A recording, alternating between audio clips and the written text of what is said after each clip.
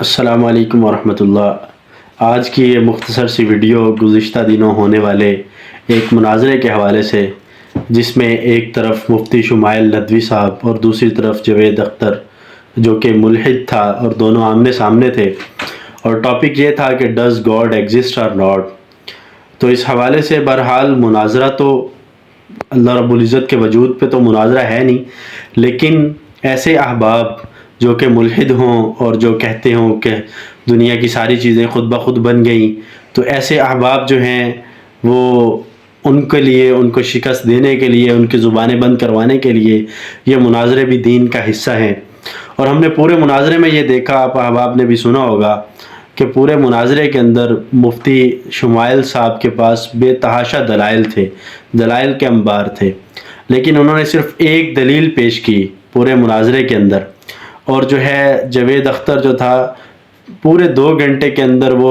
مفتی صاحب کی ایک بھی دلیل جو ہے، پہلی دلیل کو ہی رد نہیں کر سکا اور اس کا جواب نہیں دے سکا، بلکہ ادھر ادھر گھما کے اس نے جو ہے ٹال مٹول کر کے بات پوری کرنے کی کوشش کی۔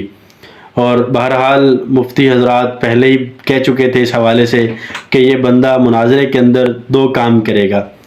ایک تو جو اس کی عادت ہے جو ہے مذاق اڑانا اور تمسخر کرنا،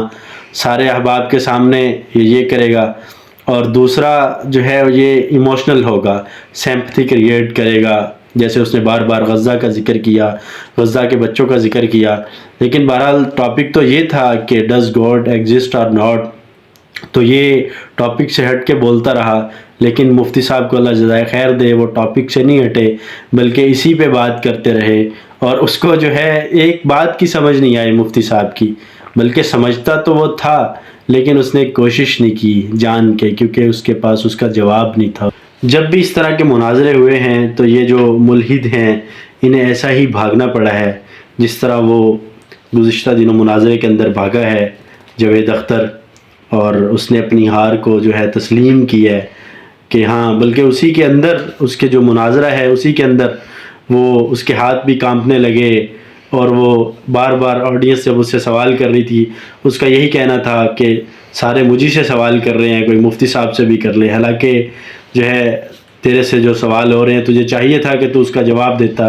لیکن جب اس مفتی صاحب کی دلیل کا جواب ہی نہیں تھا تو پھر کیا جواب دیتا۔ اللہ جزائے خیر دے ان مفتیان کرام کو، ان حضرات کو،